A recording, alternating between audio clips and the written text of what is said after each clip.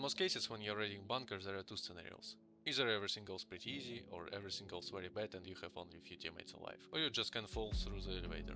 But this video is not about bugs. One of the most important factors in a bunker, at least in personal performance of player, is choosing the right weapon. And when it comes to the bunker, ammo reserve becomes the most important characteristic. There are not many places for resupply, and in case of bad scenario you may have problems with your ammo. So today I'm gonna look at the best weapons for bunker. This video will be divided in few sections. Firstly it will be the list of best primaries, then explanation of some details and why I didn't include some weapons in this list, and finally the best secondaries.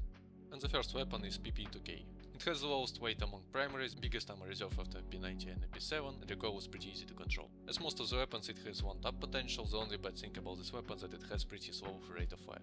Next we have MP5. Compared to a previous weapon, MP5 has fire rate, lower recoil, which you can make even lower with attachments, and better velocity with range. But we have bigger weight, slow reload, and lower ammo reserve by 38 bullets. Basically the only problem of MP5 compared to PP2K is lower ammo reserve. So I would say that in general MP5 is kinda better.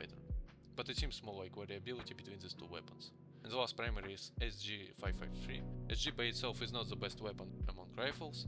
It has pretty average range and bullet velocity, average rate of fire, and the slowest reload among rifles. With other rifles it has the same 210 bullets in ammo reserve, but if you put smaller mag, it will increase ammo reserve by 50 bullets, which is pretty big difference. Personally I don't like this weapon. MP5 and PP2K are much better options compared to SG, but anyway I couldn't not to include it. The only reason why you can use it compared to previous weapons is bullet velocity, nothing else. Some of you probably have questions about range of those SMGs, and they have really good range, which is enough for bunker. The longest distance I saw in bunker is when you are going through the tunnels, and this distance of each tunnel is about 250 feet. But even if we round it up to 300 feet, both of these weapons still have one tap potential on such distance. The only thing is about arms damage. But anyway, in most cases, especially after you will get past these tunnels in the beginning, there will be only short-medium distances, so range won't be a problem in bunker.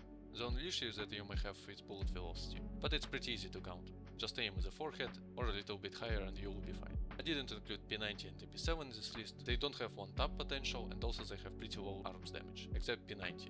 It needs the same 6 bullets as most of the rifles. Most of these weapons need the same amount of bullets. 2 bullets for 100 HP enemies, 3 bullets for 200 HP, and 4 bullets for smokers. And because of that you will be able to kill more enemies with rifles than with these two SMGs.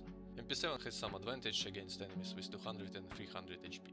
It can kill a little bit more enemies compared to rifles, but it's not good against enemies with 100 HP. If we compare it to MP5 it will be worse against every type of enemy. And now I'm moving to pistols. And most of them are pretty the same, they have almost the same range and bullet velocity. The main difference between them is ammo reserve and weight, but weight is not important here at all. So the main thing at what we'll look at is ammo reserve. On first place we have HP with 150 bullets, which is insane for pistols. For this ammo reserve you will need to put the biggest mag. Next we have M17 with 93 bullets, really big difference compared to HP, and again you will need the biggest mag. And the last one is Glock 17 with 85 bullets. And this is only exception in which you don't need to put increased mag. Because if you're gonna do it, you will decrease ammo reserve by 13 bullets. Really great option if you don't wanna spend money on pistol. That's all for today. If this video was helpful for you, leave a like and some comment, it helps a lot with promotion of my videos. Join my Discord server with builds and tier list, and see you on next weekend.